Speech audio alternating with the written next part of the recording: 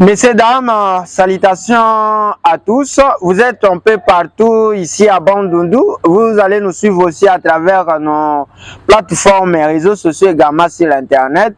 Et nous avons le réel plaisir de vous attendre partout. Et je vous dis un grand merci pour la fidélité. Nous allons réaliser une émission avec les jeunes de la province du Kwilu, parler au moins sur droits et devoirs des jeunes. Je ne serai pas seul, je serai accompagné. Nous allons co-animer cette belle émission avec les confrères Kelvin Bouma. Et de l'autre côté, nous avons comme invité le président du conseil provincial de la jeunesse, M. Arman Mabossi, qui est l'habitué de notre plateau. Il sera accompagné de Maître Grégoire Mafiaba, qui est aussi membre de ce conseil. Et sans plus tarder, avec le concours de la technique, je m'en vais recevoir, dire bonjour à mon co-animateur, M. Kelvin Bouma. Bonjour et bienvenue dans cet échange. Bonjour Jeff Fellow et bonjour à tous les téléspectateurs qui vont nous suivre à travers nos plateformes, mais aussi sur les antennes de la radio et télévision de la place. Voilà, de l'autre côté, nous avons nos invités, président Arman Mabossi, habitué de ces plateaux. Bonjour, bienvenue. Bonjour monsieur le journaliste, merci beaucoup et bonjour à tous les téléspectateurs, surtout à tous les jeunes qui vont nous suivre depuis partout dans la province du Kwilu et en République démocratique du Congo. Nous souhaitons la bienvenue pour la toute première fois, Maître Grégoire Mafiaba. Bonjour. Bonjour messieurs les journalistes, mes chaleureuses salutations à tous ceux qui vont nous suivre de partout. Je confirme que vous êtes membre du conseil provincial de la jeunesse et aussi jeune entrepreneur. Effectivement. Ah, voilà, c'est avec eux que nous allons échanger. Président, nous ouvrons déjà notre plateau, notre entretien. Est-il important d'aborder au moins la question des droits et devoirs des jeunes dans un contexte où le pays traverse un moment difficile, il y a la guerre, vous savez, et tout est au rabais aujourd'hui. C'est très important de parler de la question des droits et des devoirs des jeunes, monsieur le journaliste, parce que nous sommes dans l'obligation de faire la promotion des droits en milieu des jeunes et également de faire savoir aux jeunes qu'ils n'ont pas seulement les droits, ils ont également les devoirs. Et les constats font état de non-vulgarisation d'abord des textes et puis les jeunes ne sont pas suffisamment sensibilisés et informés sur leurs droits. Voilà. Et ce qui fait que parfois ils posent des actes qui sont répréhensibles par la loi. Parce qu'ils ignorent leurs droits, ils ne savent pas comment réclamer leurs droits et puis parfois ils ignorent également leurs devoirs, ce qui fait qu'ils n'arrivent pas à accomplir le rôle qu'ils ont à jouer vis-à-vis du développement intégral de notre pays. C'est pourquoi c'est pour nous très important de sensibiliser les jeunes sur leurs droits, mais également les interpeller sur leurs devoirs afin qu'ils puissent être des vrais acteurs de développement de notre pays. Et donc, pour accompagner le développement. Et vous avez un avis par rapport à cette question, l'importance d'aborder aujourd'hui cette question, y a-t-il? C'est vraiment une question cruciale et cela arrive à pic cette émission pour parler de cette question parce qu'il n'y a aucune société sans les droits. Et lorsqu'on a des droits, n'oubliez pas qu'on a aussi des obligations vis-à-vis des autres et vis-à-vis de la société que nous vivons. Donc nous sommes obligés, de respecter certains principes pour mieux évoluer dans la société et surtout pour développer notre société. Parce que une société où la loi n'existe pas, c'est une société qui est appelée à disparaître. Voilà. Donc le développement est loin dans tel pays. Voilà. Le développement est loin dans tel pays. Avant que je cède la parole à mon co-débatteur, mon co-animateur, j'allais dire, monsieur Kelvin Bouma. Maître Grégoire Mafiaba, avant qu'on pose la question au président, quels sont ces droits? D'abord, on aborde les droits avant d'entamer les devoirs. Merci une fois de plus pour la question. La question liée aux droits, il faut d'abord faire comprendre aux gens ce qu'on attend par les droits. Voilà. Avant de répondre directement à votre question. Le droit, c'est l'ensemble des règles édictées dans une société pour sa bonne marche. Le droit étant l'ensemble des règles, ces droits-là sont... Plus la caméra à mettre Grégoire. Ces droits-là sont déjà objectifs ou bien subjectifs. Mais ici, nous allons plus nous opiner sur le droit subjectif. Voilà. Qui est l'ensemble des prérogatives, l'ensemble des droits que dispose une personne. Parce que le droit, en d'autres termes, on peut appeler le pouvoir qu'a un individu. Et ces pouvoirs-là sont soit de droits civiques et politiques, soit ces droits-là sont des droits économiques et sociaux. Donc c'est un peu de cette façon-là que nous allons revenir par rapport à ce qui concerne le droit civique et politique, ou bien les droits sociaux et économiques. Nous avons par exemple le droit à l'information. Le droit à l'information, le droit à la liberté d'expression, le droit à la réflexion, le droit à la liberté de penser, le droit à la création d'une association, de vivre dans une vie associative, le droit à un emploi, le droit à l'énergie ou à l'eau potable, le droit à la santé, le droit à l'éducation. Il y en a tant, ces droits-là. Il y a aussi le droit à l'employabilité. C'est ce que je venais de dire tout à l'heure, le droit à un travail et un salaire équitable, équilibré. Donc, c'est dans cette optique-là, nous venons là de lister de manière rapide, un peu rapide, le droit. J'ai cité nommément le droit qui dispose tout individu, garanti bien sûr par la constitution de notre pays. Voilà. Et parmi ces droits-là, j'ai cité le droit à la sacralité de la vie, le droit à un traitement décent, digne, le droit à la liberté d'expression, le droit à la liberté de penser, à la liberté de la religion, le droit à s'affilier dans une association, le droit d'organiser une manifestation populaire, publique, le droit à un travail décent, le droit à l'éducation, le droit à la santé, le droit à avoir l'eau potable, à l'énergie. Tout ça sont des droits garantis par la constitution de notre pays. Mais s'agissant maintenant des jeunes, s'il faut parler des jeunes comme une catégorie de personnes. Et toujours dans les volets employabilité, est-ce que ces droits-là sont appliqués dans notre pays, ici, surtout dans notre province? Vous savez, l'applicabilité du droit ne dépend pas des autorités, mais ça dépend de celui qui possède ces droits-là. Parce que dans l'applicabilité du droit, celui qui a un droit, si la personne ne sait pas exercer son droit, personne ne viendra le faire à sa place. Voilà. Contrairement au devoir. Donc, par rapport au droit, donc la personne lui-même doit d'abord avoir l'information qu'il a tel ou tel droit. Si la personne sait que j'ai tel et tel droit, il doit aussi savoir comment user de son droit. Comment en faire usage. Parce que ce n'est pas de n'importe comment que vous allez réclamer votre droit. Pour réclamer votre droit, il y a toute une procédure à suivre. Et tout ça, la personne est censée connaître. Si la personne ne connaît pas cela, la personne ne connaît pas ses droits, c'est difficile de réclamer ce que vous ne connaissez pas. Parce qu'aujourd'hui, il y a les chômages qui battent record et ça, vous ne pouvez pas ignorer. La Constitution garantit à tout citoyen le droit à un travail décent. Le droit à un travail décent. Et la Constitution va encore plus loin. Le loi de notre pays accorde à tout citoyen le droit de travailler. On interdit à personne, sauf quelques restrictions prévues par la loi pour tel ou tel motif. Et c'est prévu d'ailleurs par la loi. Mais sinon, la loi est claire par rapport à cette question. On interdit à personne de jouir pleinement de ses droits. Mais pour jouir de ses droits, il faut les connaître. C'est ça au moins le vrai problème qui se pose dans notre société. Sinon, ça conduit comme si ça c'était une barrière, disons. C'est vraiment une barrière pour quelqu'un qui ne connaît pas ses droits.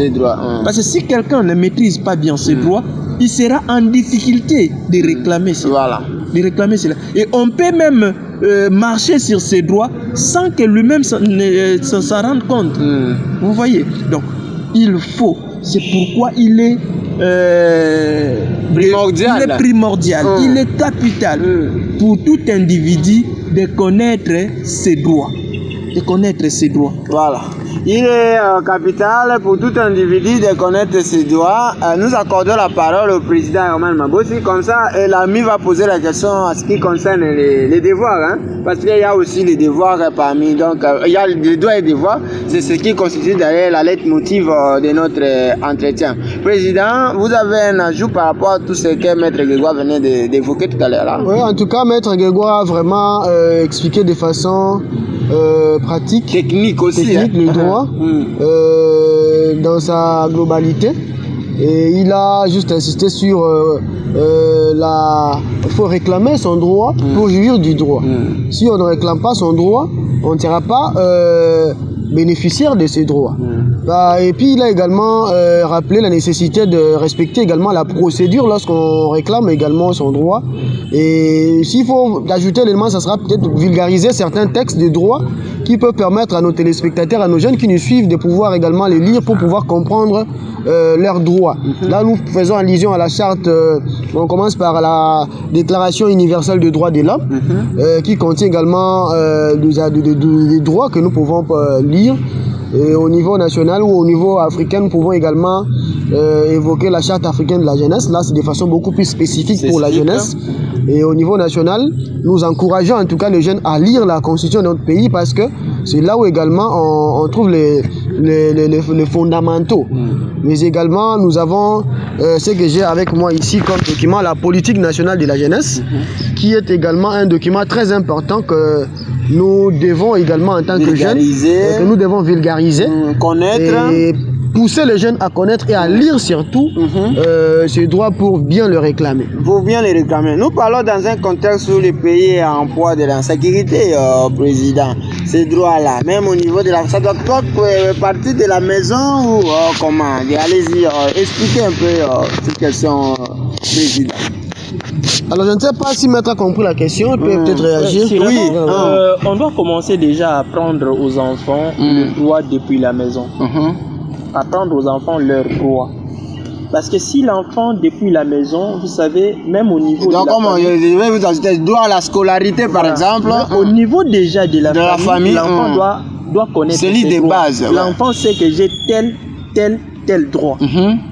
Et l'enfant a la facilité maintenant de réclamer ses droits. Voilà. Mais si l'enfant ne connaît pas ses droits, c'est compliqué pour l'enfant de réclamer. Donc on doit commencer à apprendre aux enfants déjà à connaître leurs droits dès le bas âge. Et surtout aujourd'hui dans notre pays, il y a la loi portant protection de l'enfant qui protège les enfants. Et cette loi-là, parmi les vulnérables. Dans cette loi, il y a le droit que les enfants jouissent, mais il y a aussi les obligations. N'oubliez pas, on n'est pas que sujet de droits, mais on a aussi sujet des obligations. C'est pourquoi nous allons aborder cela en deuxième volet dans cette optique-là, j'exhorte dès la famille, au niveau des cellules de base, il faut déjà commencer à apprendre aux enfants leurs droits.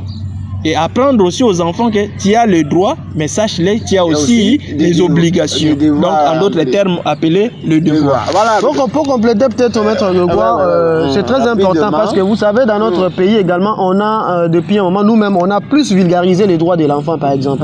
On a plus vulgarisé les droits de l'enfant, ce qui fait que parfois, les devoirs, on n'a pas fait cet effort-là de vulgariser. Voilà. Par conséquent, les dangers que vous voyez en Europe, la société devient de plus en plus parfois fragilisée parce que les enfants sont plus dans la réclamation des droits. La réclamation des droits, mais ils ne maîtrisent pas leurs obligations, ça crée également un déséquilibre dans le fonctionnement normal de la société. Donc la cellule de base doit inculquer aux enfants la notion de droit, qu'ils maîtrisent ces droits, mais surtout qu'ils réalisent que il y a des obligations qu'ils doivent également exécuter. Ça doit marcher de pair. Ça doit marcher de pair. Et nous devons établir cet équilibre-là, aujourd'hui plus que jamais, pour que les enfants, en grandissant, nous sachent qu'ils n'ont pas seulement les droits, ils ont également les devoirs. Voilà. Parce que c'est ce qui se voit dans les sociétés. Les enfants ne font pas attention à leurs devoirs. Quand on les réprime par rapport à leurs devoirs, ils évoquent les droits. Voilà. Donc parfois ça crée un déséquilibre. Ça crée un déséquilibre. Je signale que cette émission est soutenue par l'Ouvert Corporation et avec l'appui également de l'Union européenne que nous remercions par ici. Et donc, je vais céder la parole à mon confrère, M. Kevin. Vous avez des préoccupations en ce qui concerne les devoirs. Maître Grégoire est là et également le président Herman à votre disposition. Merci Jeff Fellow. J'aimerais d'abord faire un pas en arrière sur en ce qui concerne le droit. Maître Grégoire Mafiaba, aujourd'hui le jeune rencontre plusieurs difficultés en ce qui concerne l'exercice de leurs droits. Pouvez-vous l'expliquer clairement? Merci. Tout à l'heure, je l'ai dit tantôt que si les jeunes rencontrent beaucoup de difficultés d'exercer leurs droits, c'est parce que les jeunes ne sont pas vraiment informés. Les jeunes ne sont pas informés de leurs droits. Alors, il ne faut pas seulement attendre que l'information vous arrive, il faut aussi aller vers l'information. C'est ça un autre problème. Nous avons des téléphones, c'est pas comme au 19e siècle où l'information c'était difficile pour avoir une information, pour accéder aux documents du journal officiel, ainsi de suite. Non, aujourd'hui, il y a l'internet, aujourd'hui, il y a beaucoup des outils qui nous permettent à télécharger des textes, à lire et à comprendre, sans pour autant que quelqu'un passe par devers vous pour vous expliquer, pour lire cela, pour vous vulgariser. Donc, la difficulté majeure que rencontre liée à l'ignorance. L'ignorance par manque d'information. Les jeunes ignorent. Or, que l'article 60D de la Constitution nous impose tous à connaître la loi. À connaître la loi. Parce que cet article dit nul n'est censé ignorer la loi. Donc nous sommes obligés de connaître nos lois pour connaître aussi nos droits. Parce que nos droits sont logés dans les textes. Voilà, merci au maître Grégoire. Je ne sais pas, avec la question sur... Les devoirs, hein, on entend déjà désenvoler les devoirs. À l'heure actuelle, que notre pays traverse des moments très très difficiles que nous connaissons tous. Alors, quels sont les devoirs que les jeunes ont-ils envers la société et surtout pour notre pays actuellement? Je ne sais pas si le président peut répondre ou maître. Dans le maître fait comme... voilà, ça ne dérange pas, vous pouvez ramasser. Hein. Merci beaucoup pour la question. Je crois que le maître va me compléter parce qu'il est vraiment baigné dans ça. Mais il faudrait ici rappeler que nous avons relevé quelques instruments de base sur lesquels nous devons nous appuyer pour parler de devoirs. Et dans notre pays, nous avons un document qui est suprême, qui est la Constitution. J'aimerais répondre à votre question en m'appuyant également sur le texte de base ou encore la Constitution de notre pays. Là, je vais évoquer certains articles. Permettez-moi d'abord de lire et Maître Grégoire va nous aider également à aller en profondeur. Nous avons par exemple, on va commencer à partir de l'article 63 pour terminer au niveau de l'article 67. L'article 63 de la Constitution de notre pays nous stipule ce qui suit. Tout Congolais a le droit et le devoir sacré de défendre le pays et son intégrité territoriale face à une menace ou à une agression extérieure. Et par rapport à ce que notre pays est en train de traverser aujourd'hui, tout Congolais, qu'il soit jeune, qu'il soit vieux, a le devoir de défendre le pays et de défendre son intégrité territoriale. Nous ne devons pas laisser l'ennemi entrer, pénétrer dans notre pays et nous, jeunes, croiser les bras et refuser d'agir. Là, ça sera aller à l'encontre de nos devoirs. Alors, article 64. Tout Congolais a le devoir de faire échec à tout individu ou groupe d'individus qui prend le pouvoir par la force ou qui l'exerce en violation des dispositions de la présente Constitution. Ça également, c'est la même chose parce que le droit est là pour établir des principes que nous sommes tous appelés à respecter. Alors, nous avons maintenant le devoir de faire échec à tout individu ou groupe d'individus qui tenterait de prendre le pouvoir dans notre pays par la force, peu importe le degré de l'institution que ça implique. Et c'est notre responsabilité que nous devons assumer comme devoir. Alors, toute tentative de renversement du régime constitutionnel constitue une infraction imprescriptible contre la nation et l'État. Elle est punie contrairement à la loi. L'article 65. Tout Congolais est tenu de remplir loyalement ses obligations vis-à-vis de l'État. Nous avons des obligations vis-à-vis de l'État. Qu'est-ce que nous apportons à l'État pour réclamer les droits? Qu'est-ce que nous contribuons? Qu'est-ce que nous apportons? Nous devons payer les taxes, payer l'impôt. Ça fait également partie de nos droits, de nos devoirs plutôt, citoyens. Donc, on ne peut pas seulement réclamer les droits, mais nous avons les devoirs. Et nous devons respecter les services parce que ça arrive parfois que nous, on fait des plaidoyers pour que les jeunes arrivent, qu'on exonère tout ça. Mais ça n'exclut pas que nous puissions dire aux jeunes qu'ils ont également les devoirs de payer les taxes, de payer l'impôt, de respecter les prescrits de la loi.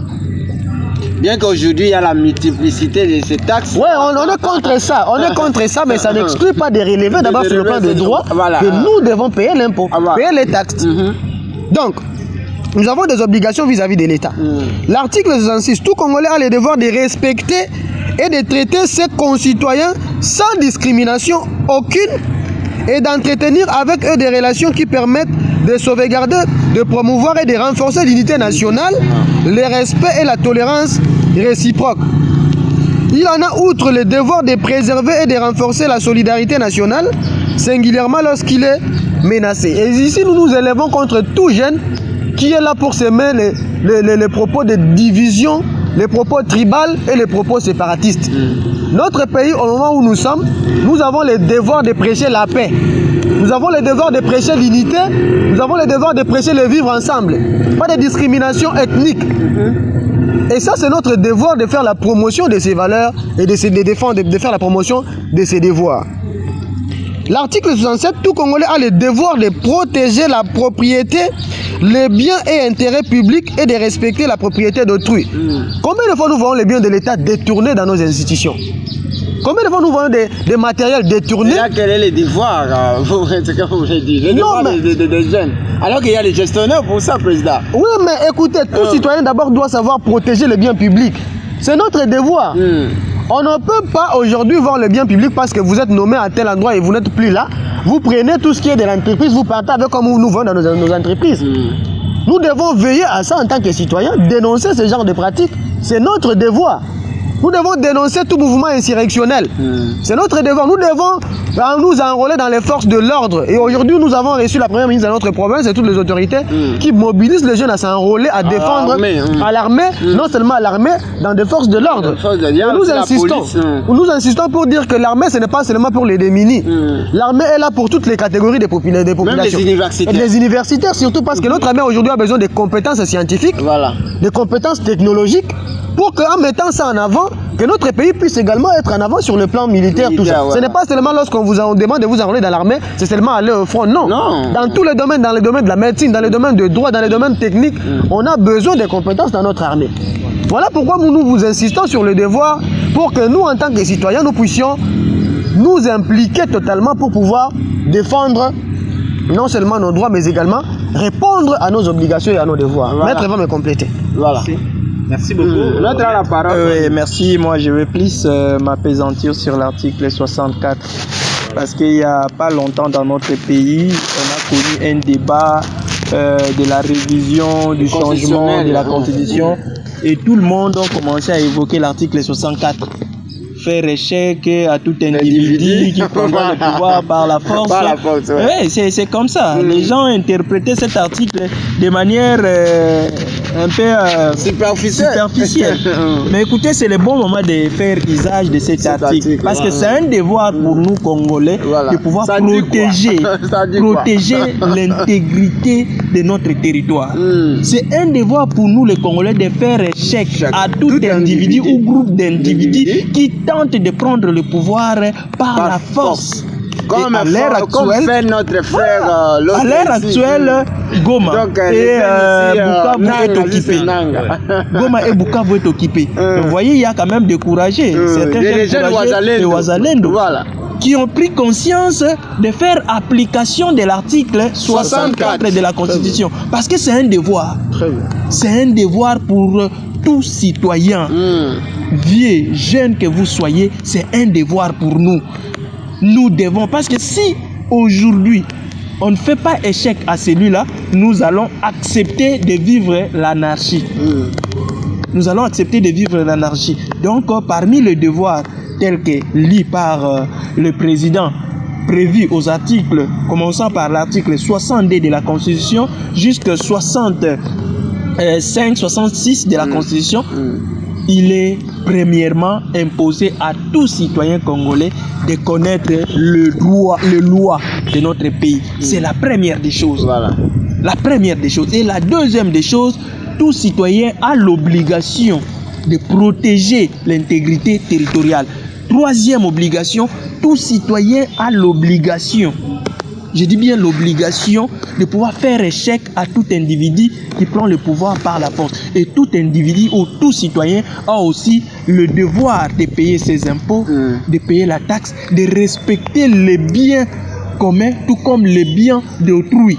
Parce que là où commence votre liberté, là où ça s'arrête, c'est là où commence pour l'autre, pour autrui, votre voisin. Vous voyez, donc vous ne pouvez pas prévaloir être le détenteur de tous les droits. Quand vous avez les droits, sachez-le que non, il y en a d'autres aussi à tes côtés qui ont aussi leurs droits. Et tu ne peux pas empiéter l'autre.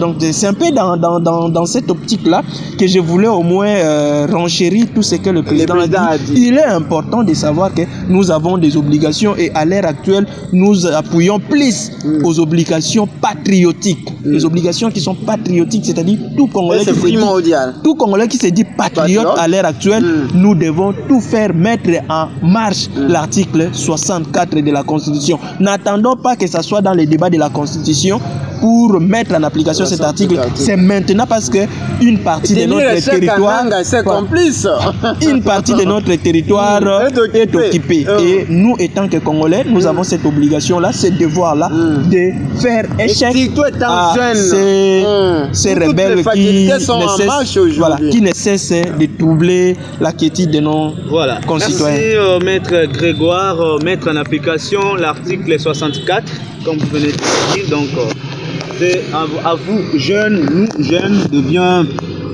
vouloir maintenir. Donc, maître, nous allons chuter avec vous. Comment maintenant le gouvernement peut-il garantir l'accès à l'éducation pour tous les jeunes, indépendamment de leur statut socio-économique? Merci. Je pense que le président avait déjà répondu de manière passagère à cette question. Mais moi, je vous renvoie maintenant à la loi fondamentale et la Constitution.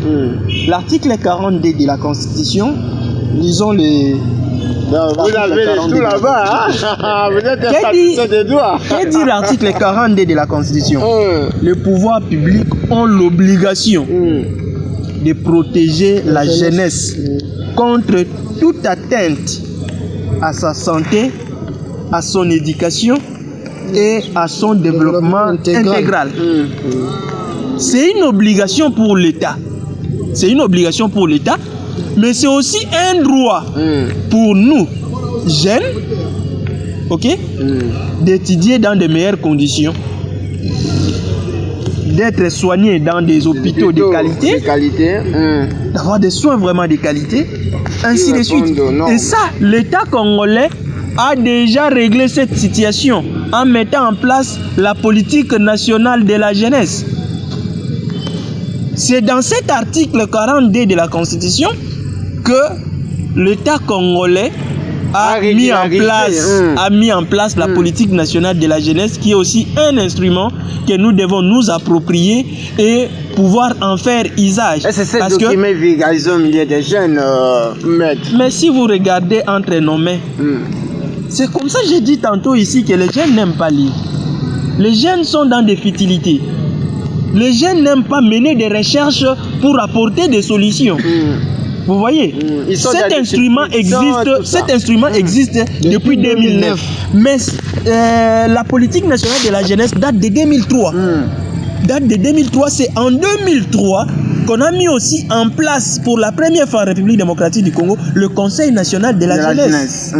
Vous voyez, donc l'État congolais a déjà réglé cette situation Donc, en mettant en place cet instrument, la politique nationale de la jeunesse, qui est un instrument que les jeunes doivent s'en approprier afin de réclamer leurs droits et leurs devoirs. Réclamer d'abord leurs droits. Réclamer leurs droits auprès des autorités. Parce que pour réclamer son droit, il faut savoir tel droit, je dois réclamer ces droits auprès de qui. C'est ça aussi un autre problème. C'est qui et comment. Voilà. Donc ce n'est pas de manière hasardeuse parce que j'ai un droit à la santé, je vais voir le docteur, dire au docteur, docteur, j'ai droit à la santé. Or que ce n'est pas au docteur de vous offrir, vous garantir tout ça. Il faut savoir à qui se confier pour obtenir ce que l'on cherche. Donc tout ça est déjà prévu par la loi et l'État congolais a mis en place des mécanismes. Merci beaucoup. Merci. Je voulais rapidement ajouter quelque chose. Je veux d'abord ici reconnaître les efforts du pouvoir public dans notre pays qui... Ils ont fait quoi? Bon, là j'évoque l'article 43 où ils sont vraiment en train de mener des efforts pour rendre l'enseignement primaire obligatoire. Aujourd'hui, avec l'avènement de la gratuité, voilà. On doit encourager le pouvoir public par rapport à cette volonté d'appliquer la constitution de notre pays. Beaucoup d'efforts à faire. Par rapport à la question que le journaliste a posée, il y a lieu de plaider pour que cet article soit vraiment mis en application dans notre pays. L'État, en tout cas, ne protège pas suffisamment sa jeunesse, on doit se le dire, parce que si vous regardez les institutions qui devaient assurer cette mission, parfois ils n'ont pas les moyens appropriés. Ils n'ont pas les moyens appropriés, ce qui fait que parfois ça pose problème dans l'applicabilité. Le développement intégral, c'est multidimensionnel. Il faut qu'il y ait des cadres qui facilitent la formation aux jeunes, qui facilitent la réinsertion socio-professionnelle des jeunes dans notre pays, ce qui n'est pas le cas. On n'a pas de cas de réinsertion. Le FIMER, nous avons aujourd'hui des cas, par exemple, de filles qui sont victimes de notre conflit de Kwamut et Tereyaka qui sont touchées avec nous. Mais il n'y a aucun plan de réinsertion de ces filles-là qui, la plupart, ont été violées, la plupart sont dans des conditions difficiles. Il n'y a pas un plan de réinsertion. Alors que l'article 42 attribue au pouvoir public la responsabilité d'assurer le développement et l'encadrement de ces jeunes-là. Donc, ce sont des éléments que nous profitons dans de pareils moments pour plaider afin que le pouvoir public arrive à protéger la jeunesse, mais également arrive à mettre en place des cadres appropriés pour assurer l'épanouissement de la jeunesse et leur insertion socio-professionnelle. Je pense que nous courons derrière la montre. Messieurs, dames, je tiens à vous rappeler que nous sommes en plein entretien. Nous sommes en train de parler sur les droits et devoirs des jeunes, surtout dans un contexte où, dans les contextes où le pays est en train de traverser les moments les plus durs, plus difficiles, où il y a la guerre à l'est de la République démocratique du Congo, l'agression rwandaise surtout. Et président, vous savez aujourd'hui les jeunes partagent des opinions un peu différentes. Et comment les mettre autour d'une table afin de parler sur les questions de développement, questions de faire pousser, tenir en échec surtout les agresseurs de notre pays? Notre Grégoire peut toutefois comment les réconcilier autour d'une table? Merci. Moi je pense que lorsque l'État ou lorsque la loi donne aux jeunes que nous sommes la liberté de s'affilier au mouvement associatif, c'est tout simplement pour permettre aux jeunes de parler un même langage. Ce qui crée des divisions aujourd'hui parmi les jeunes, c'est parce que les jeunes ne sont pas unis. Et c'est parmi les raisons qui ont poussé l'État congolais à mettre en place la politique nationale de la jeunesse. Et en mettant la politique nationale de la jeunesse, l'État congolais a directement mis en place une structure, mais de structure de jeunes, le Conseil national de la jeunesse. C'est une structure d'encadrement des structures de jeunes et aussi d'encadrement des jeunes en même temps. Mais qu'est-ce qui se passe dans notre société? Les jeunes aiment plus travailler en électron libre. Les jeunes aiment plus travailler en électron libre. Et si ils aiment plus la facilité. Ils aiment plus la facilité. Alors qu'ailleurs, ici chez nous à Bandundu, ici chez nous dans la province du Kwilu, c'est la division qui règne. C'est la division qui règne. Pourquoi? Parce que nous n'aimons pas travailler en équipe. Nous n'aimons pas travailler en synergie, en association. Non, nous aimons plus travailler en électron libre, tout en étant seul, pour se faire voir. Or, que ce n'est pas de la manière que nous allons réclamer ce qui nous revient de droit auprès des autorités. Voilà. Pour pallier à cette question, les jeunes doivent se réunir. Mettre de côté leurs intérêts mesquins. Se réunir autour des idées pour bâtir notre problème. Vraiment autour des idées, pas autour des noms des individus, mais autour des idées pour faire avancer notre province. Parce que cette façon-là de nous réunir autour des individus, autour des noms des gens, ça ne nous permet pas. Ça nous avance pas. Vraiment, ça ne fait pas avancer les choses. La province ne fait que reculer. Et la jeunesse est là en train de regarder. Oui, on nous dit nous sommes l'avenir du pays. Mais viendra un moment où nous allons quitter la jeunesse pour la vieillesse. Qu'est-ce que nous allons faire?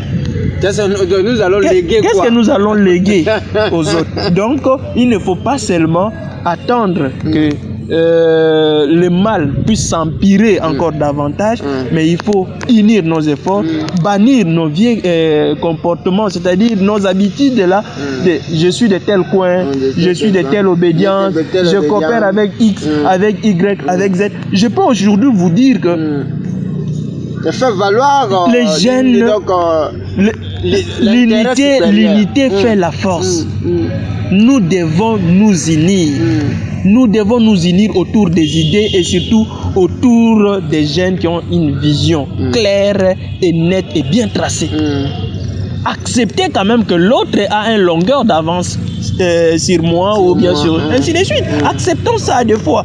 Et puis, mettons-nous derrière celui-là afin de faire avancer les choses que de rester là dans des querelles, des divisions, parler à gauche, à droite. Quand on ne connaît pas, on demande. C'est ça la meilleure des choses. Voilà. Et c'est ça qui va nous faire avancer. Reconnaître,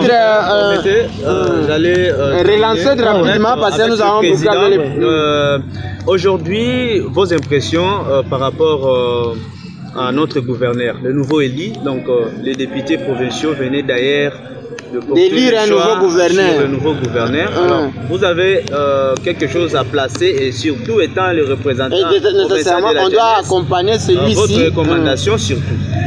Merci beaucoup. Permettez que je puisse faire un petit pas en arrière par rapport à la première question qui a été posée. Autour de l'unité. Je voulais ici encourager tous les jeunes à se mettre dans des associations. C'est autorisé par notre pays de créer des associations. Et une fois créé des associations, parce que lorsqu'on est en association, on a des objectifs qu'on s'assigne et au travers de ces objectifs, on cherche maintenant comment on peut officialiser nos structures. Ça sera une très bonne chose, on officialise nos structures et on se renseigne auprès des institutions étatiques qui s'occupent de l'encadrement de la jeunesse pour que qui soient d'abord des structures officielles et c'est alors qu'ils seront dans la degré par exemple le conseil provincial de la jeunesse pour qu'ensemble nous puissions bien travailler. Le conseil provincial de la jeunesse est toujours ouvert à accompagner toutes les structures dans leurs efforts de... Il n'y a pas assez de gymnastique. Non, il n'y a pas assez de gymnastique. Nous avons parlé de droit. Nous avons droit de créer nos structures. Nous avons également le devoir lorsque nous sommes membres d'autres structures de respecter les textes que ça renseigne et puis de pouvoir agir en conséquence. Donc par rapport à cet aspect-là, en tout cas, nous encourageons les jeunes à privilégier la paix, l'unité et aussi à des voies appropriées si par exemple il y a des questions qui parfois nous dépassent, de toujours suivre des voies de paix, des voies de dialogue pour bâtir une société misée sur la réconciliation pacifique des conflits. Voilà. Alors pour revenir par rapport à la question, la province du Kwilu, après avoir traversé des moments de turbulence, aujourd'hui nous avons un nouveau gouverneur que nous présentons nos sincères félicitations, l'excellence Philippe Akamitu Nandolo. Et nous sommes fiers d'avoir aujourd'hui un gouverneur qui maîtrise la situation de la province sur le plan général. C'est quelqu'un qui a de l'expérience et qui seul ne sera pas à mesure de propulser notre province. C'est pourquoi nos impressions, c'est d'abord les impressions de demander à tout Kouiloua d'apporter sa pierre pour soutenir ce nouveau gouverneur qui venait d'être élu.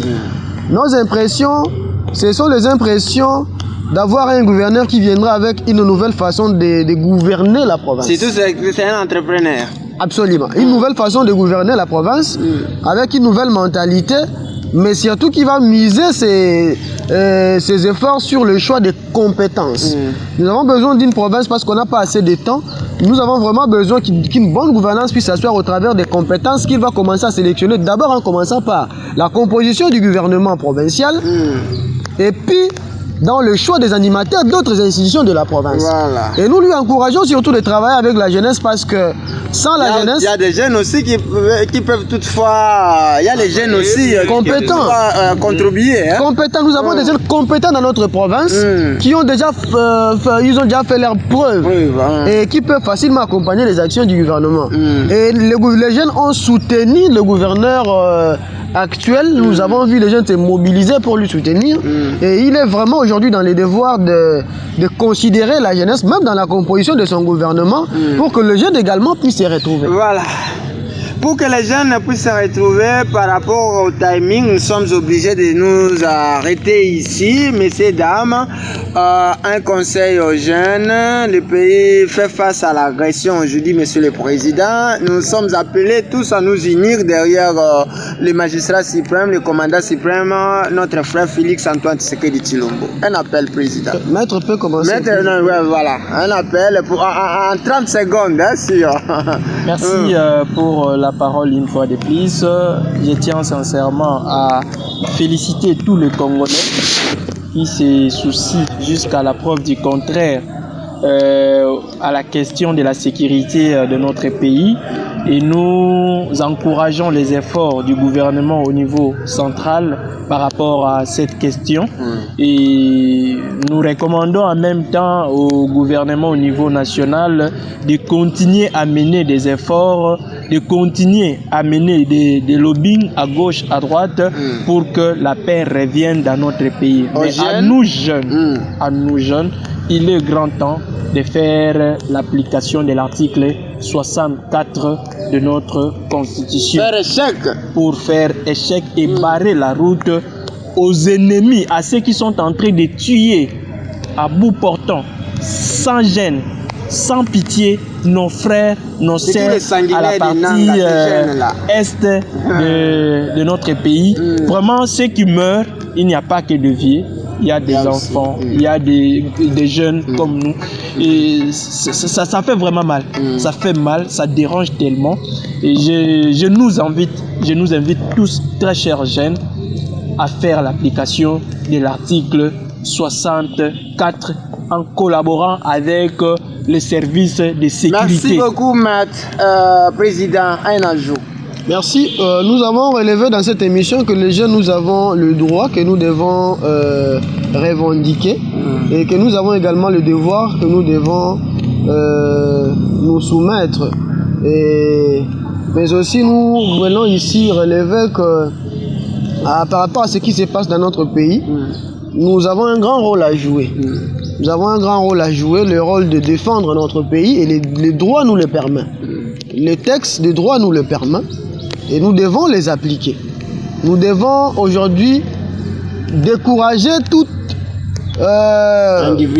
individu qui viendra dans le but de prendre le pouvoir par la force dans notre pays et en coulant le bain de sang ou en anéantissant l'ordre. On doit faire voilà la démocratie. La démocratie a ses principes. Nous devons nous soumettre aux principes démocratiques pour que notre société puisse bien fonctionner. Mais également, en cas de problème, il y a des procédures que nous, jeunes, dans nos droits, nous devons suivre pour que nos doléances arrivent à atteindre les décideurs, que les solutions soient trouvées.